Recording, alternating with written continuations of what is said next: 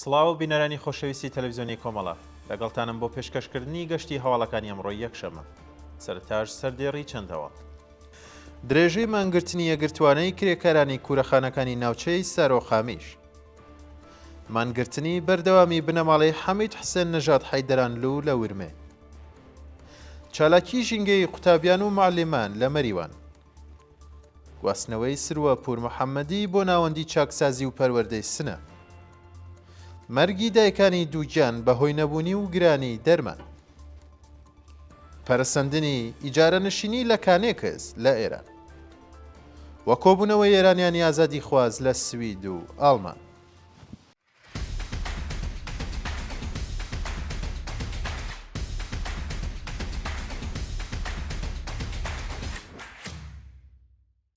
درێژەی دووبارە مانگرتنی یەکگرتوانەی کرێکارانی کوورەخانەکانی ناوچەی سارۆقامیش بەپێی هەواڵی گەیشتوو مانگرتنی کرێکارانی زیاتر لە 100 کوورەخانی سارۆقامیشی بۆکان کە لە 19 خاکەلەوەی ئەم ساڵەوە دەستی پێکردووە ڕۆژی شەممە 30 خاکەلێوە بۆ 11مین ڕۆژی بەردەوام درێژەی درا جێگای ئاماژەیە کە بەهۆی وەڵام نەدانەوەی خاوەنکاران بە داخوازی کرێکاران مانگرتنەکە بە شێوەیەکی یەکپارچە هەروەها بەردەوامە ڕۆژی شەممە بە مەبەستی ڕازیکردنی کرێکاران و کۆتایی هێنان بۆ مانگرتنە لیژنەیەک لەلایەنی دارەی کاری ڕژێمەوە سەردانی کوورەخانیەکانیان کردووە و نرخێکیان پێڕاگەیاندوون بەڵام کرێکارانی هیچ یەک لە بەشەکان پێڕازی نەبوون بۆ نمونە بۆ هەر 1000 خشت 150,000 تمەن وەک حەقدەستی کرێکارانی قرمزدار و 205,000 تمەن بۆ کرێکارانی چرخکێش دیاریکراوە بەڵام ئەو کرێکارانە وێڕای کرێکارانی خشتبڕ بەهۆی گرانی لە ڕاردەبەدەر و لە سەرەوەبوونی ڕێژەی هەڵاوسان بۆ هەر 1000 خشت داوای 226,000 تمەنیان کردووە و بڕیاریان داوە تا گەیشتن بە داخوازیەکانیان درێژە بە مانگرتنەکانیان بدەن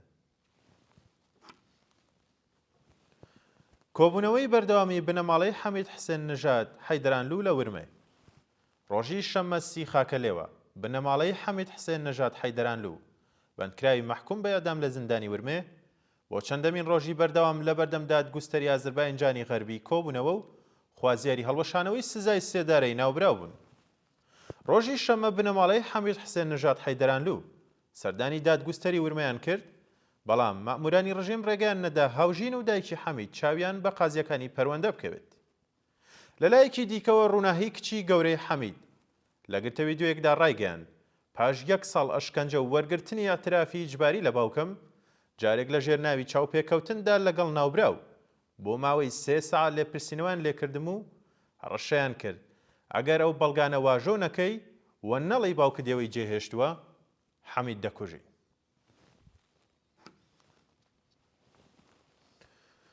چالاکی ژینگەی قوتابیان و معلمان لە مەریوان ڕۆژی شەممە 30 خاکەلێوە قوتابیان و مامۆستایانی قوتابخانەی سەرەتایی ئاوایی تەرخاناوە لە قەڵای مەریوان لە هەڵمەتێکدا دەیان نەمامی بەڕوویان چاند قوتابیانی ژینگە پارێزی تەرخاناوە بە چاندنی دەیان نەمامی بەڕوو لە سروشتی ناوچەکە خوازیاری ڕێزگرتنی هەموو قوتابیان و خەڵکی کوردستان لە ژینگە بوون و ڕایانگەیان ئەرکیە هەمومانە کە بە دوای خۆمان سروشتێکی پاک و خاوێن بۆنەوەکانی داهاتوو جێبهێڵین دەست بەسەرکردنی دوو هاوڵاتی لە دیوان دەرە و شنۆ لە ڕۆژانی ڕابردوودا دوو هاوڵاتی خەڵکی شارەکانی دیوان دەرە و شنۆ بە ناوەکانی ئاوات بابەخانی و سەید جەماڵ تەهاکانی سوور لەلایەن هێزە ئەمنیەکانەوە دەست بەسەرکراون بەپێی راپۆرتی سەرچاوەکانی هەواڵ ڕۆژی سێشەمە 26 خاکەلێوە ئاوات بابەخانی تەمەن 20 ساڵ و خەڵکی گوندی یەنەگی ئەرەخ سەر بە شارستانی دیواندەرە لەلایەن ئیدارەی چڵاعاتەوە دەست بەسەر و بۆ شوێنێکی نادیار ڕاگوێزراوە لەلایەکی دیکەوە ماوەی 37 ڕۆژە شارومەندێکی خەڵکی شاری شنۆ بە ناوی سەید جەماڵ تەهاکانی سوور لەلایەن هێزە ئەمنیەکانەوە ڕەفێنراوە و چارەنووسی بە ناڕوونی ماوەتەوە بە وتەی سەرچاوەکانی هەواڵ کچیە و شارومەندە بە ناوی گەوهەر لە ڕێکخراوەی ڕێوڕسمەکانی نەورۆز بوو و بەهۆی هەڕەشەکانی دارەی چڵاعات بۆ دەرەوەی وڵات هەڵاتوە بەڵام باوکی لەلایەن ناوەندە ئەمنیەکانەوە ببارەمتە گیراوە گواستنەوەی سروە پور محەممەدی بۆ ناوەندی چاکسازی و پەروەردەی سنە ڕۆژی شەممە 30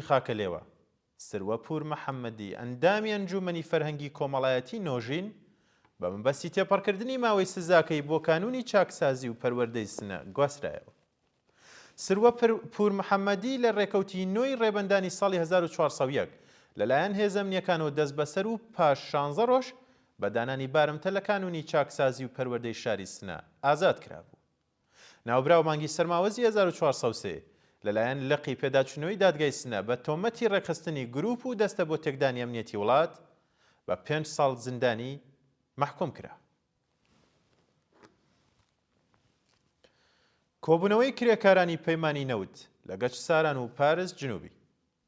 بەیانی یەکشەمە سی خاکەلێوە کرێکارانی پەیمانی شاغڵ لە شرکەتی نەوت و گازی گەچ ساران و پاڵاوگەی 12 پارس جنوبی بۆ دووەمین ڕۆژی بەردەوام دژبەنەدانی داخوازیەکانیان کۆبوونەوە.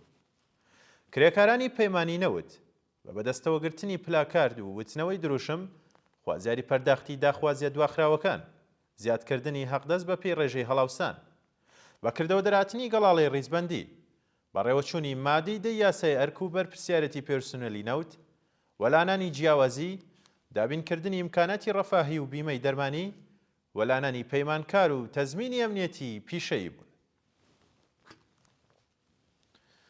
مانگرتنی کامیۆنداران لە ئیسلامشاری پارێزگای تاران. کامیۆندارانی ئیسلامشاری پارێزگای تاران ڕۆژی یەکشەمە سیویەکی خاکەلێوە دژبەدۆخی خراپی و پیشەی و مەعیشەتی دەستیان لە کارکێشایەوە و مانیان گرت.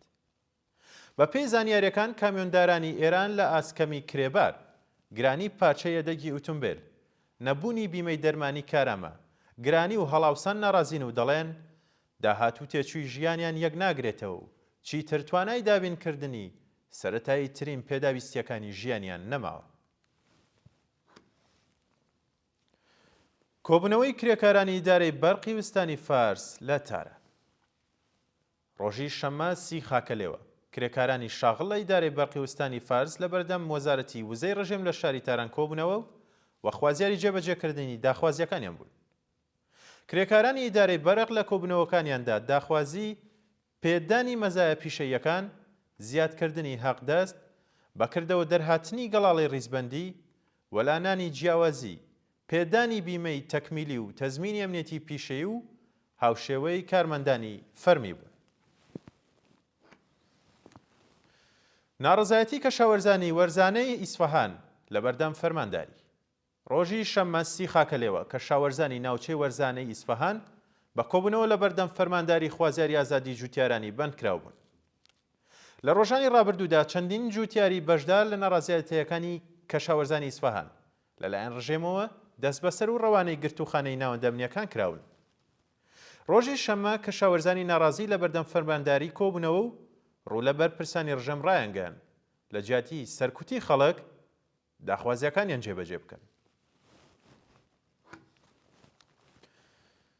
مەرگی دایکانی دووگیان بەهۆی نەبوونی و گرانی دەرمان.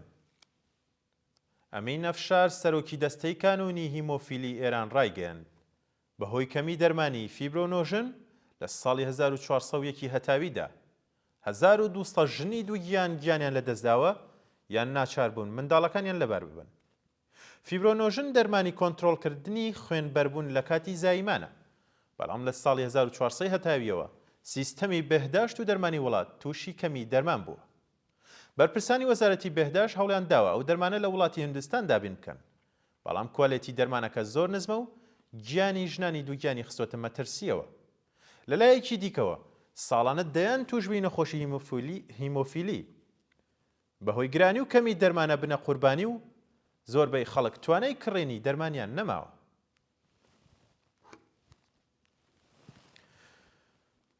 پەرەسەندنی ئیجارەنشینی لە کانێکس لە ئێران.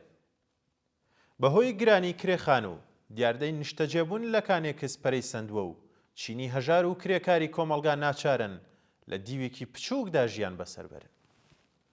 بە وتەی چالەکانی مەدەنی لە گەورە شارەکانی ئێران چەند بنەماڵی هەژار پێکەوە لە خانوویەکدا دەژین و کرێکاران و خوێندکاران بەهۆی گرانی کرێخان و ناچار بە کرێگرتنی کانێکس بوون. پێشتریش ڕۆژنامەکانی ئێران باسییان لەمانەوەی پەرستارانی شارستانی لە نێو ئۆتۆمبیلەکانیان کردهبوو. گرانی و هەڵاوسان ژیانی بۆ خەڵک سەخت کردووە و بەشێکی زۆر لە چینی هەژاری کۆمەڵگا پەنایان بۆ ئیجارەگرتنی سەربانی ئاپارتمانەکان، خێوەتنشینی، قەبەر نشینی و کانێکس نشینی هاوردووە. بەڕێوەچوونی گەڕی دووەمی دانوستانەکانی ئێران و ئەمریکا لە ڕۆم. ڕۆژی شەممە سی خاکەلێوە گەڕی دووەمی دانوستانەکانی نێوان ئێران و ئەمریکا لە شاری ڕۆمی پایتەختی ئیتالیا بەڕێوەچوو. هەردوولا ڕەزامەندی خۆیان لەسەر ئاکامی کۆبوونەوەکە نیشاندا. دوای ئەو کۆبوونەوە عەباس ئاراغچی وەزیری دەرەوەی ئێران بە میدیاکانی وت ناتوانن بڵێن زۆر گەشبین و ناشتوانن بڵێن ڕەشبینن چونکە هێشتا دانوستانەکان لە قۆناغی سەرەتادان. وەزیری دەرەوەی ئێران ئاماژەی بەوەشدا کۆبوونەوەکە باش بووە، دەتوانم بڵێم دانوستانەکان بەرەو پێشەوە دەڕۆن. ئەمجارە لەسەر هەندێک بنەما و چوارچێوە توانیمان بگەینە ئامانجێکی باشتر. شایانی باسە کە ڕۆژی چوارشەممە گفتوگۆی تەکنیکی لە نێوان لایەنەکانی ئێران و ئەمریکا لە عومان بەڕێوە دەچێت و شەممەی داهاتوو شاندی هەردوو وڵات کۆ دەبنەوە. کۆبوونەوەی ئێرانیانی ئازادی خواز لە سوید و ئەڵمان. ڕۆژانی هەینی و شەممە 29 و 30 خاکەلێوە کۆمەڵێک لە ئێرانیانی ئازادی خواز و دۆستانیان لە سوید و ئەڵمان دژبەی ئەدامی بەندکراوان لەلایەن کۆماری ئیسلامی و هەروەها شەڕ و نارامی لە جیهان خۆپیشاندانیان کرد. ڕۆژی شەممە کۆمەڵێک لە ئێرانیانی دانیشتووی شاری گۆتەنبێرگی سوید لە کۆبوونەوەیەکی ناڕەزایەتیدا خوازیاری هەڵوەشانەوەی سزای سێدارەی وریشە مرادی، حەمید حسێن نەژاد حەیدەرانلو، پەخشان عەزیزی، شەریفە محەممەدی، مجاهد کورکور، ئەحمەد ڕەزا جەلالی و ئازادی هەموو بەندکراوانی سیاسی بوون.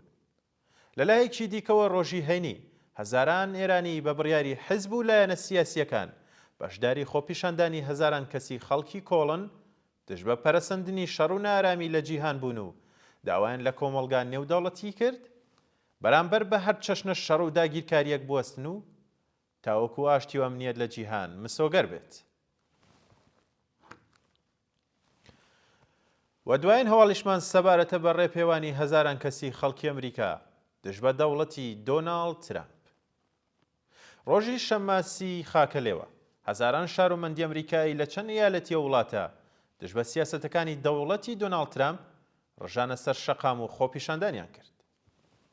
بەشداربوانی ئەو چالاکیانە کە پێگاتەبوون لە خوێندکاران، کرێکاران، پەنابەران و کارمەندانی فیدراڵ دەوڵەتی دۆناڵد ترامپیان بە دەوڵەتێکی پۆلیسی ناوبرد کە دەیەوێت ئازادی و دیموکراسی لە وڵاتە لەناو ببات. چالاکانی سیاسی بەشدار لە خۆپیشاندانەکانی بۆستۆن و واشنگتۆن ڕایانگەیاند شارومەندانی ئەمریکا لەلایەن دەوڵەتی خۆیانەوە کراونەتە ئامانجوو ئەبێ لە بەرامبەر زیادەخوازیەکانی ترامپ ڕابوەستن. بینەرانی خۆشەویست گەشتی هەواڵەکانتان پێشکەشکرا کات و سادێکی خۆش بۆ هەموویت.